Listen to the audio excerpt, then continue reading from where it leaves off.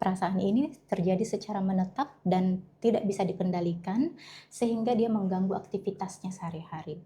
Jadi, apakah ada tahapan dok di mana kecemasan itu masih bisa kita kelola sendiri, dan pada tahapan di mana gangguan kecemasan ini kita harus mencari pertolongan dok ke profesional seperti ke psikiater, dokter? Iya, jadi kecemasan sendiri ini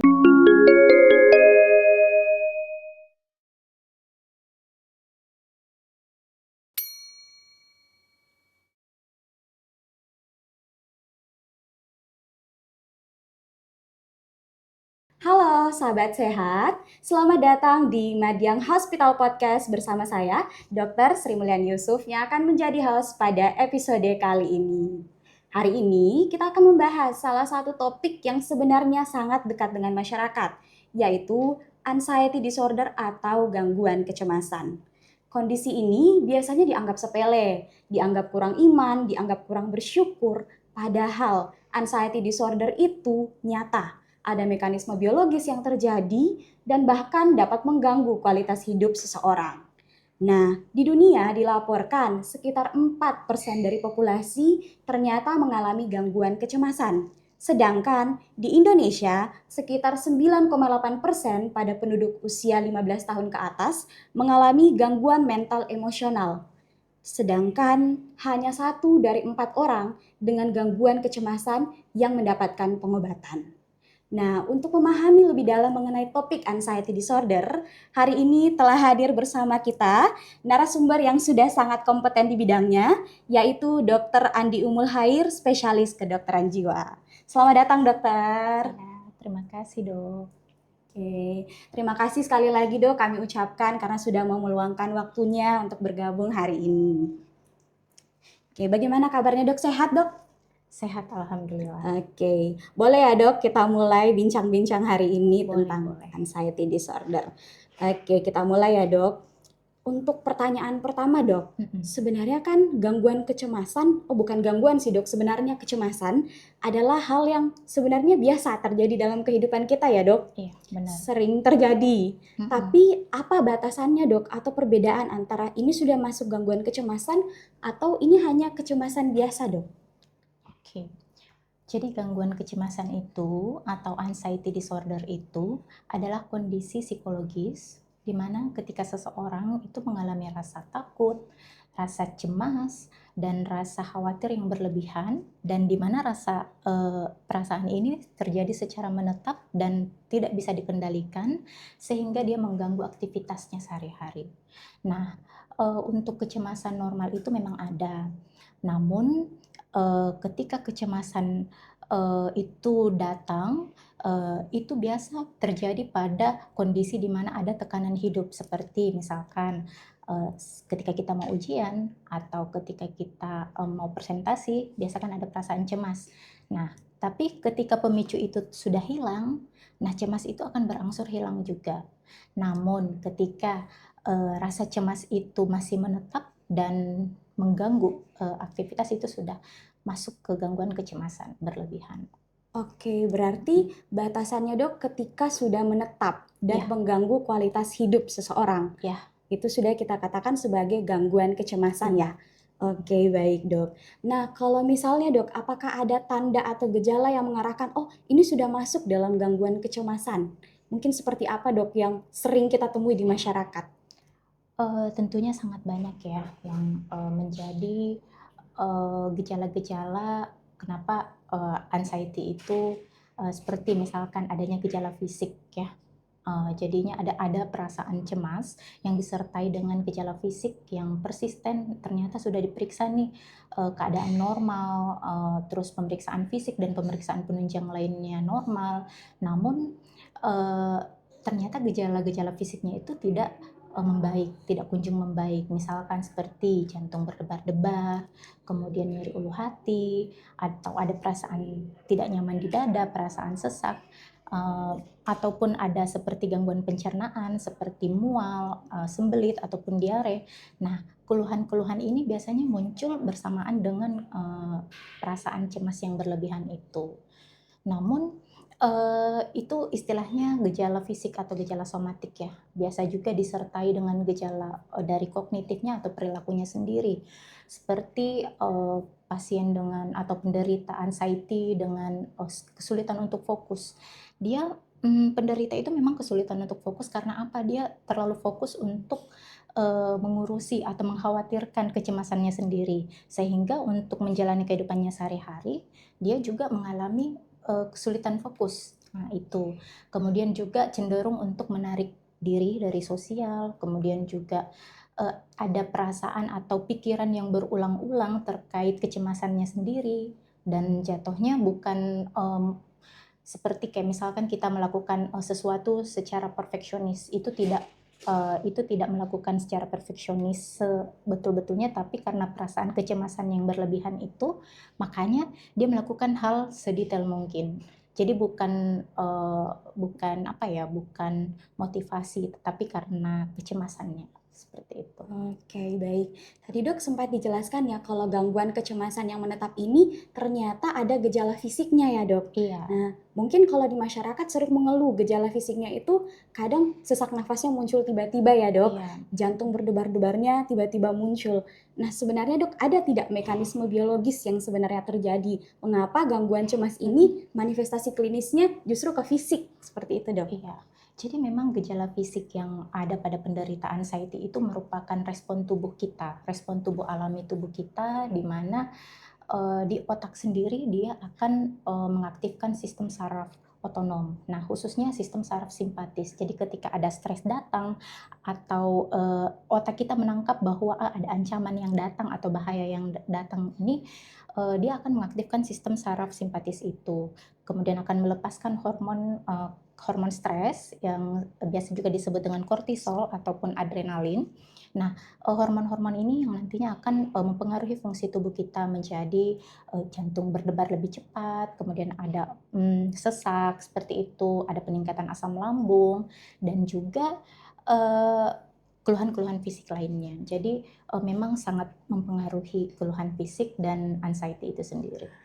Berarti jelas ya Dok, memang ada mekanisme biologis yang Iya, terjadi di dalam tubuh kita ya Dok. iya. Nah, berbicara tadi ada tentang tekanan ya Dok. Nah, Hmm. apakah penyebab atau faktor pemicu dari anxiety disorder ini dipengaruhi oleh pengalaman masa lalu Dok? Atau mungkin ada faktor-faktor pemicu yang lain dokter? Tentunya banyak ya faktor-faktor pemicu yang bisa mengakibatkan suatu anxiety disorder. Multifaktorial ya. Jadi bisa ya benar bisa kejadian yang masa lampau itu mempengaruhi kita bagaimana cara kita berpikir, bagaimana cara kita menyikapi tentang permasalahan yang ada saat ini.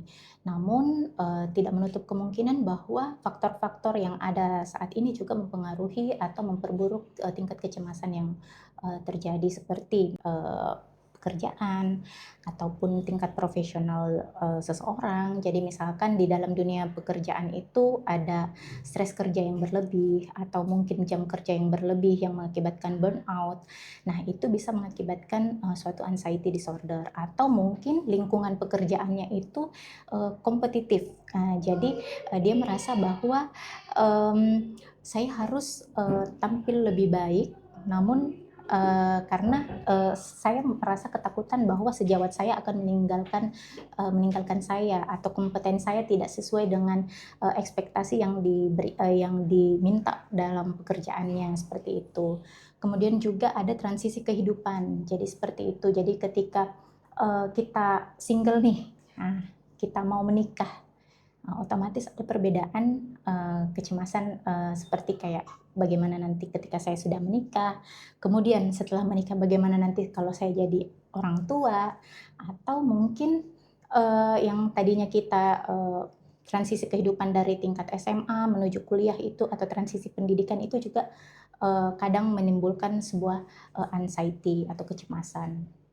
Kemudian selain itu juga ada banyak hal lagi seperti faktor pemicunya mungkin gangguan biologis dan kebiasaan hidup ya, kebiasaan pola hidup kita seperti kayak pola tidur yang tidak teratur, pola makan, kemudian kurang aktivitas ataupun mungkin bersifat gender nih, kalau gender wanita itu sebenarnya cenderung lebih banyak mengalami anxiety karena kemungkinan bisa jadi pengaruh dari hormonal itu sendiri ataupun dari sosialnya.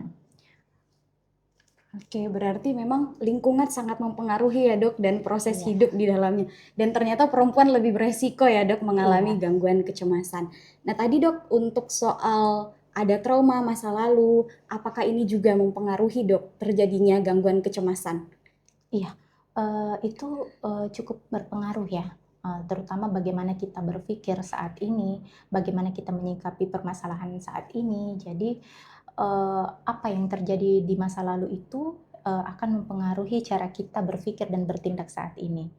Kemudian juga mungkin yang berpengaruh itu adalah mekanisme pertahanan diri kita yang sering kita lakukan, seperti cenderung memendam perasaan. Jadi ketika ada masalah atau stresor baru, kita cenderung memendam.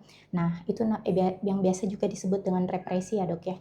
Uh, karena kecenderungan menggunakan mekanisme pertahanan diri yang imatur, yang tidak matang seperti represi itu, akhirnya ketika ada stresor baru muncul, nah kecemasan itu dapat keluar sebagai gejala fisik seperti itu. Oke, tadi menarik ya dok pembahasan tentang coping mechanism yang sering memendam perasaan sendiri ya dok, Ya, yang represi. Berarti harusnya kalau ada masalah kita tidak boleh memendam ya dok? iya, jadi sebenarnya bisa sharing, kalaupun ada masalah itu kan sebenarnya mekanisme pertahanan diri itu ada yang matang ya, ada yang tidak matang. Yang matang itu contohnya ya bisa dengan sublimasi. Sublimasi itu kita bisa mengalihkan hal-hal yang tidak mengenakan itu ke hal-hal yang positif.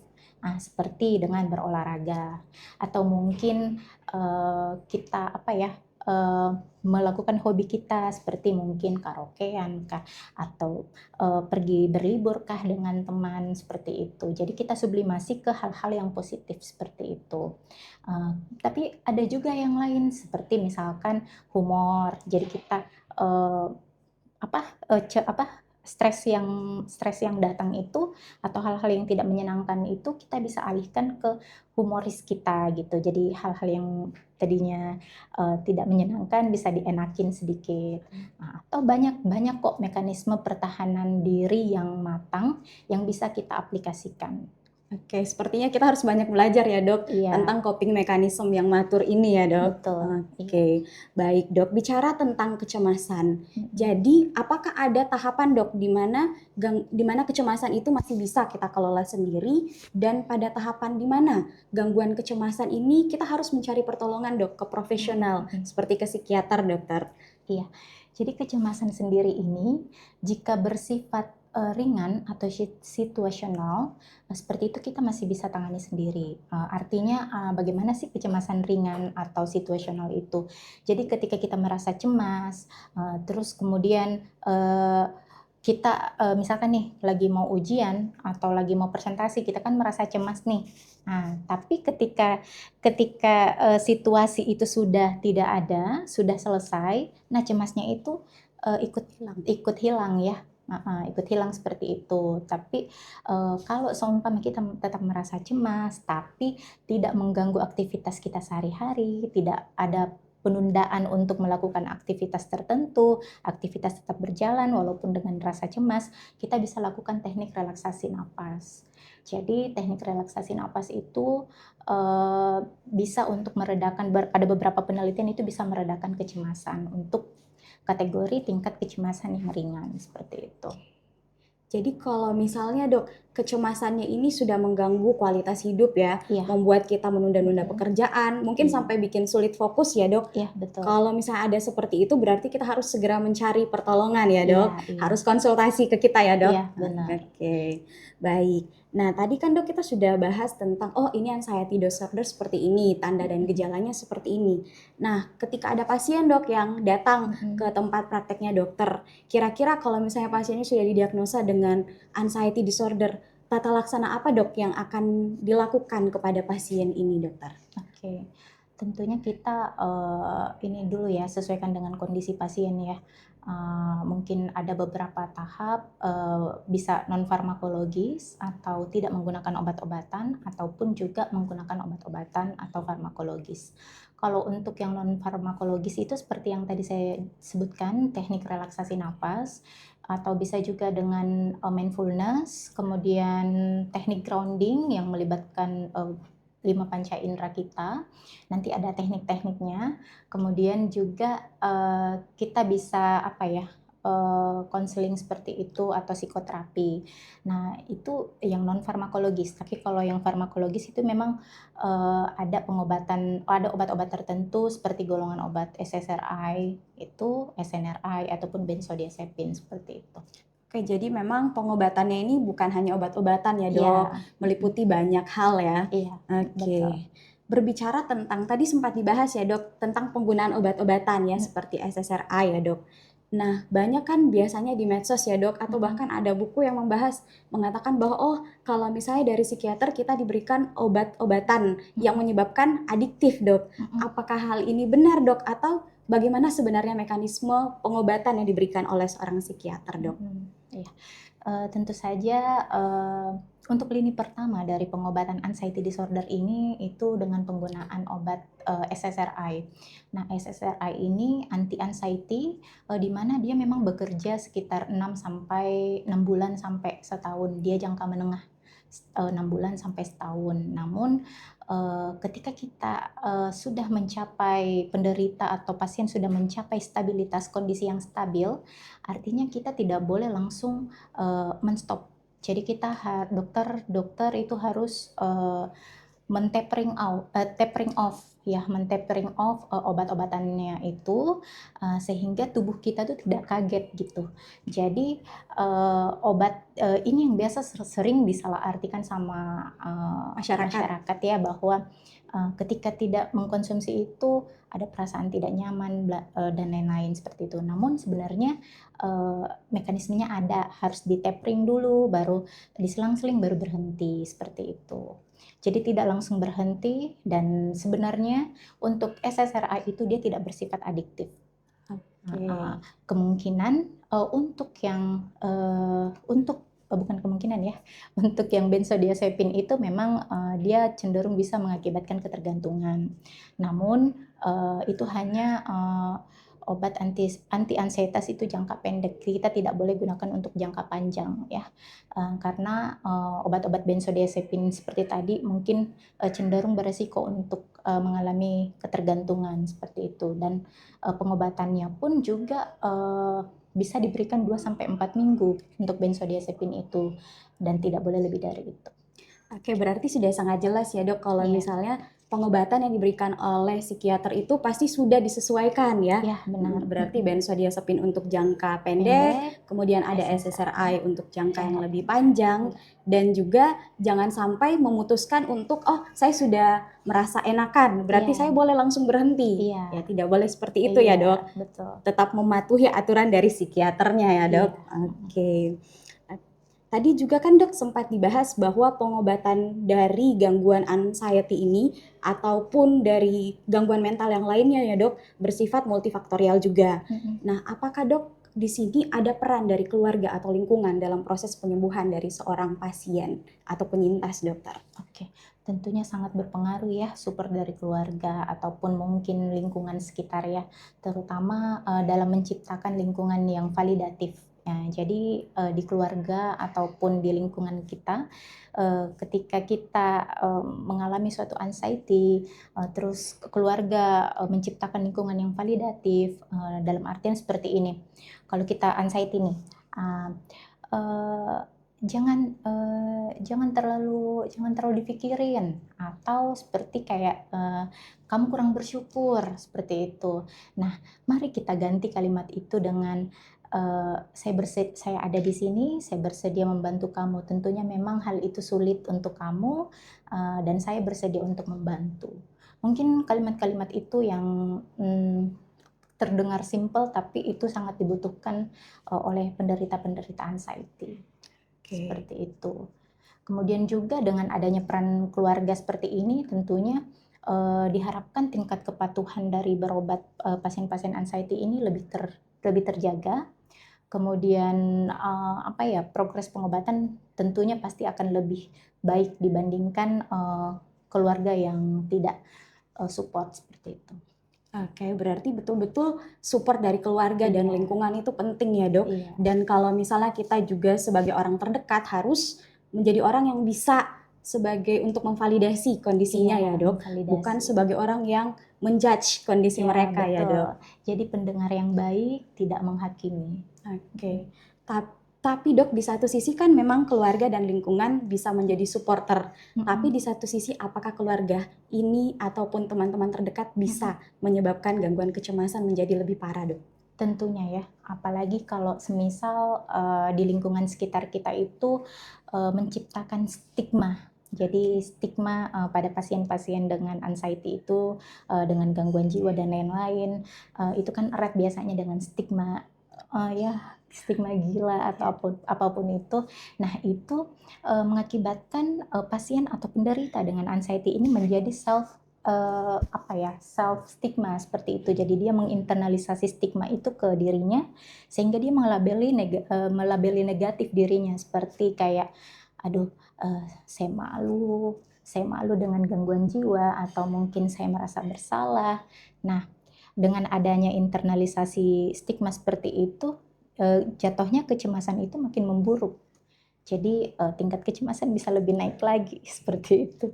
Jadi selain itu juga dia jadinya menarik diri dari lingkungan sosial. Sangat banyak pokoknya hal-hal yang negatif yang bisa terjadi ketika tidak ada support dari keluarga. Oke, betul-betul pengaruhnya ya, Dok, luar Iya. biasa terhadap proses penyembuhan dari pasien. Nah, tadi kan, Dok, kita sudah berbicara sedikit tentang biasanya gangguan cemas itu muncul dengan ada panic attack ya, Dok, yang tiba-tiba mungkin ada serangan panik, tiba-tiba sesak nafas ya, pasiennya tiba-tiba jantungnya berdebar-debar seperti rasanya mau mati ya, Dok. Nah, kalau dalam kondisi ini, Dok, mungkin ada tips dan trik yang mungkin boleh dokter sharekan ke masyarakat ataupun ke kita sebagai orang terdekat kalau misalnya ada teman yang mengalami kondisi ini, Dok. Artinya kita menjadi pendengar yang baik dulu, tidak menghakimi, kemudian validasi, kemudian juga kita kita berusaha untuk menciptakan lingkungan yang aman buat pasien atau penderita anxiety. Kemudian itu dari konteks keluarganya ya. Kalau dari konteks pasiennya sendiri, penanganan yang bisa dia lakukan di rumah ataupun dimanapun dia berada, lakukanlah teknik relaksasi nafas itu. Oke, teknik relaksasi nafas ya, Dok? Iya. Oke, baik dokter, tadi kita sudah membahas banyak ya tentang anxiety disorder. Mungkin dokter punya pesan atau take home message kepada masyarakat mengenai anxiety disorder ini, Dok. Silahkan dokter. Oke, jadi untuk pesan-pesannya ya terhadap teman-teman ataupun masyarakat bahwa anxiety disorder itu atau gangguan kecemasan itu adalah kondisi medis. Jadi bukan seseorang dengan karakter yang lemah atau karakter yang kurang bersyukur.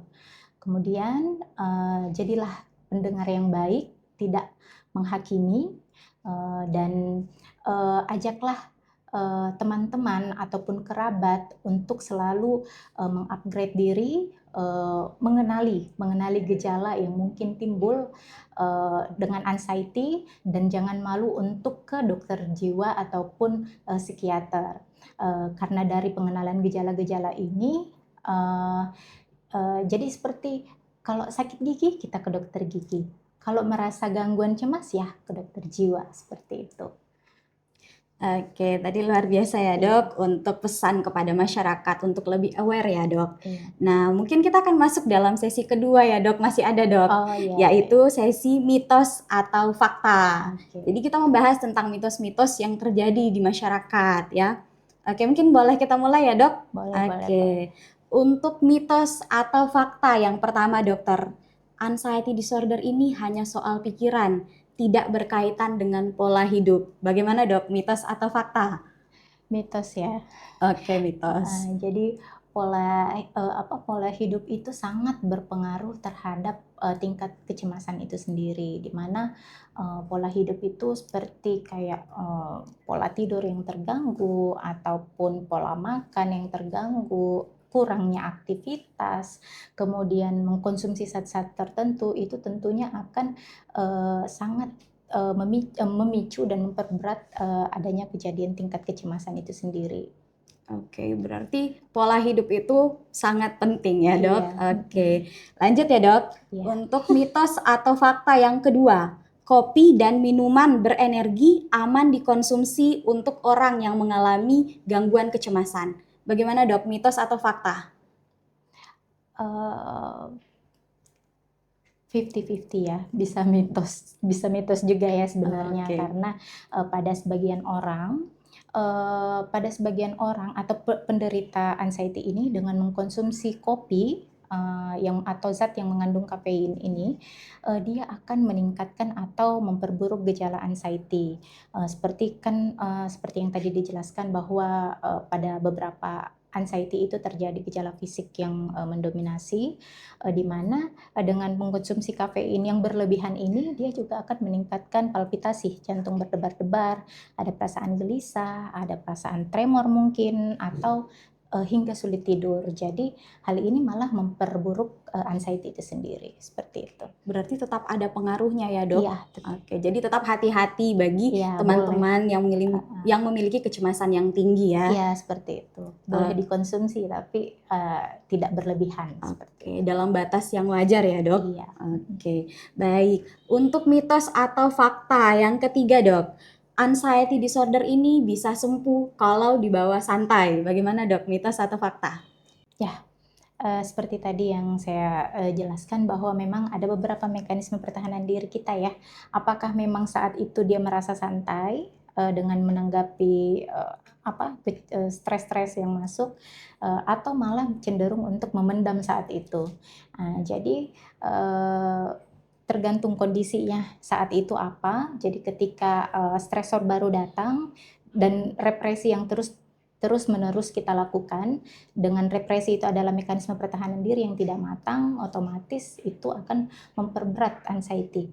Nah, tapi ketika saat itu dia merasa memang ditanggapi dengan santai, ditanggapi dengan humoris, nah itu adalah salah satu mekanisme pertahanan diri yang matang. Jadi tergantung mekanisme pertahanan diri apa yang dipakai saat itu, seperti itu. Oke, berarti kembali lagi ke coping mechanism tiap Iya, individu ya, Dok? Iya, seperti Oke. itu. Mungkin yang terakhir, Dok, apakah anxiety disorder itu bisa sembuh, Dokter? Bisa, Bisa. Bisa. Oke. bisa sembuh. Dengan pengobatan yang telaten ya, Dok? Ya, dengan pengobatan di psikiater, kemudian memang rutin berobat, kontrol mengikuti segala proses-proses treatment yang diberikan oleh dokter, tentunya dengan support keluarga dan pasien itu sendiri, insya Allah bisa sembuh. Oke. Baik, kita sudah sampai di penghujung podcast hari ini. Terima kasih banyak kepada Dr. Andi Umul Khair, SPKJ, atas insight yang sangat berharga hari ini. Sekali lagi terima kasih ya, Dok. Iya. Jadi, Sobat Sehat, hari ini kita belajar bahwa anxiety disorder itu nyata. Bukan hal yang sepele dan bukan hal yang perlu untuk disembunyikan. Menjaga kesehatan mental sama pentingnya seperti menjaga kesehatan fisik kita. Jika Anda atau orang terdekat mulai merasakan cemas yang berlebihan, sulit tidur, sulit berkonsentrasi, atau merasakan kewalahan secara emosional, jangan ragu untuk segera mencari pertolongan. Di Rumah Sakit Umum Siti Madiang telah membuka pelayanan poliklinik jiwa yang buka setiap hari Senin, Selasa, dan Kamis mulai dari pukul 14.30 sampai 17.30 waktu Indonesia Tengah. Semoga episode hari ini membantu kita untuk menjadi lebih peka, lebih memahami, dan lebih manusiawi, baik sebagai individu, keluarga, maupun teman. Saya Dr. Sri Mulyani Yusuf, sampai jumpa di episode berikutnya. Tetap jaga kesehatan fisik dan mental kita.